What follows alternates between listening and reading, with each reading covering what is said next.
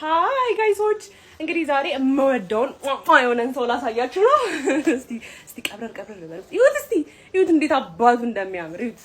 እኔ ቆንጆ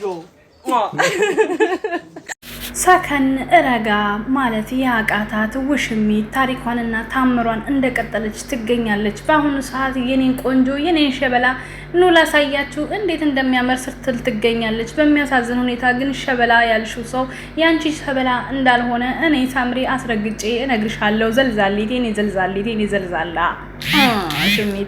ውሽሚት እንደው አንቺ ሳሁን እንደው አንቺው ምንድነሽ አንቺው ምን ተብለሽ ነው የምትጠሪው? ውሽሚት ራሱ ሲበዛብሽ ነው። በእውነቴን ነው የምነግርሽ። እንደው እኮ ድሮ አባቶቻችን እናቶቻችን ውሽማ ራሱ ሲያመጡ በቃ ተደብቆ እንዶ ባጥር ተንጠልጥሎ ወይም ደግሞ እሷም ከሆነች ወደ ማገዶ ለቀማ ወደ ገበያ ወደ ወንዝ ሲሄዱ ነበር እናትና አባቶቻችን ባሎቻቸውን ሚስቶቻቸውን ከማክበርና ከመከበር የተነሳ ማለት ነው።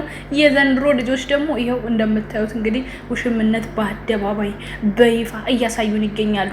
እነ ገልቶዎችም ደግሞ ተከታዮቻቸው ደግሞ በርቱ፣ በጣም ነው የምታምሩት።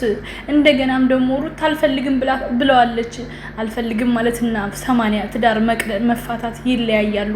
አልፈልግም ማለት ካለው ነገር እንዲታረም የተሰጠው ታቅቦ ሲሆን ፍቺ ማቅረብ ደግሞ አበቃ ማለት ነው። የዛን ጊዜ ቢዘል ቢንዘላዘል ቢፈነጥስ እኛ ምን አገባን? ችግር የለብንም ነበረ። እውነቴን ነው የምነግራችሁ። የዛኔ ቢሆን በደንብ እንደግፈው ነበረ። ነገር ግን ሚስቱና ልጁን ቁጭ አድርጎ አሸሸ ገዳሜ የሚል ወንድ እንድንደግፍ የምትጠብቁ ሰዎች መሀይማኖች ደህና ናችሁ ሆይ? እንዴት ናችሁ? ሰላም፣ እንዴት ናችሁ? ውድና የተከበራችሁ በመላው ዓለም የምትገኙ ኢትዮጵያውያን እንዲሁም ኤርትራውያን የቻናሌ ቤተሰቦች እንዴት ናችሁልኝ? ደህና ናችሁ ወይ? ሁሉ ሰላም፣ ሁሉ መልካም። እኔ ጋር ሁሉ ሰላም፣ ሁሉ መልካም።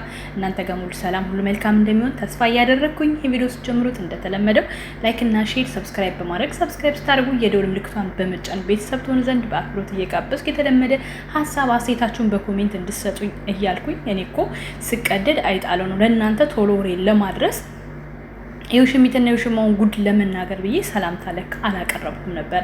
ትዝ ሲለኝ ድንገት ሰላምታ አላደረስኩም። ይሄው ሰላምታዬን አደረስኩም ውዶችዬ።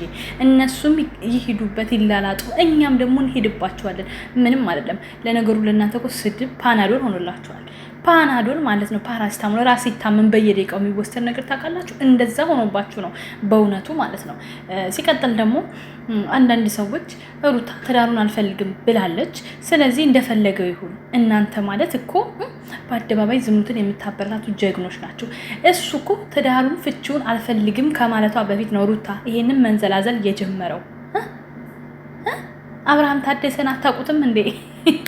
ጠና። ያሁኑ ደግሞ ጠና፣ በጣም ጠና።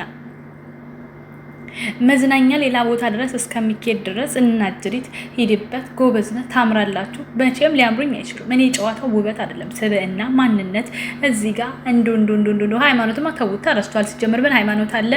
እንደው ሻሮ መድኃኒዓለም እሱ በቸርነቱ ይዞ ነው እንጂ በረዶን ነበር የሚያወርድብን። እውነቱን ስነግራችሁ ግን ደግሞ ማለት ነው የሀገሬ ሰው ሲተርት ምን ይላል መሰለሽ? ውሽሚት የረጋ ወተት ቅቤ ይወጣዋል አለ። ይቺ መንጦልጦልሽ በኋላ ስብር አድርጋ ስታነፋጥጥሽና ስታስለቅስሽ ስለሚታየኝ ምንም አይመስለኝም። በዚህ ሰዓት እኔ ቪዲዮ እንሰራለሁ፣ ሀሳቤን እገልጻለሁ። ነገር መተሽ ስታለቅሺ ሶፍት አቀብልሻለሁ። እንዳንቺም ህይወታቸውን በራሳቸው ሰዓት ለሚያበላሹ ሳያስቡትም በአንዳንድ መጥፎ ሰዎች ህይወታቸው የተበላሸም እኩል ላዝንላቸው አልችልም። አንቺ ወደሽ ፈቅደሽ የሴትነት ክብርሽን እርክስ ዝቅጥ አድርገሽ የመጣች ሰው እስከሆንሽ ድረስ መቼም ቢሆን ልደግፍሽ አልችልም። የኔ እናት እንዴ አብርሃም እኮ ስንት ድራማ ሰርቷል ከዚህ በፊት ከስንት ሴቶች ጋር ተገናኝቷል እኮ። አልደነቀንም የዛኔ። ምክንያቱም ቢሰሩ ቢጸና 3-4 ቪዲዮ 5-6 ቪዲዮ እሱም ቢስሙት የምናውቃቸው እንደ ጉንጩን ምናልባት እንደዚህ እንዳንቺ በየደቂቃው ከንፈር ይሄ ሳምባይላሰ ከንፈራቸውን እየለጠፉበት አይደለም የመጡት። እንዴ አይተናቸው ቢመጡ የምናውቃቸው ቢመጡ በህይወቱ የነበሩ ሰዎች ናቸው። እኛ እኮ አንቺ ዱብዳ ነው ከሰማይ የወረድሽብን፣ ዱብዳ ማለት ነው መቅሰፍት ነው የወረድሽብን። ወይ ምን አለበት ደግሞ ረዘም ያለ ልብስ እንኳን ብለብሽ ይሄን በላይ መድኃኒዓለም የመቼስ እሱ በሰራው ስራ እንኳን አስተያየት አልሰጥም። እሱ በሰራው ሰውነት አስተያየት አልሰጥም። ግን ማለት ነው አብርሃም ራሱ እኮ ነግሮሻል፣ አልችልሽም ብሎሻል። ያ ማለት አንቺ ወደል ነሽ። ወደል ስለሆንሽ ስፖርት ስሪና አስተካክሊ ራስሽን ማለት ነው። ወደሌ ውሽሚት እኮ እናንተ አንዳንዴ እኮ የምለው ሁላ ሲጠፋኝ እኮ ግራ ይገባኛል እኮ። የምሰጣቸው ስም እኮ አጥቼ ነው ወገን። የሆነ ነገር ስም ፍጠሩና ስጡኝ እንጂ የምሰጣቸው ማለት ነው በየቀኑ ከውሽሚት ለየት ያለ ፖ ፈጣሪ ሆይ እኔ አምላኬ ሆይ መድኃኔዓለም ሆይ እኔ ሳንዴ ከዚህ በኋላ መቼም እንደው ሰይጣን ከነነፍሱ ካልሰፈረብኝ በስተቀር እንደዚህ ሆናለሁ ብዬ አላስብም። ከኔ የሚወጡትን ፍሬዎች ግን የተባረኩ አድርግልኝ።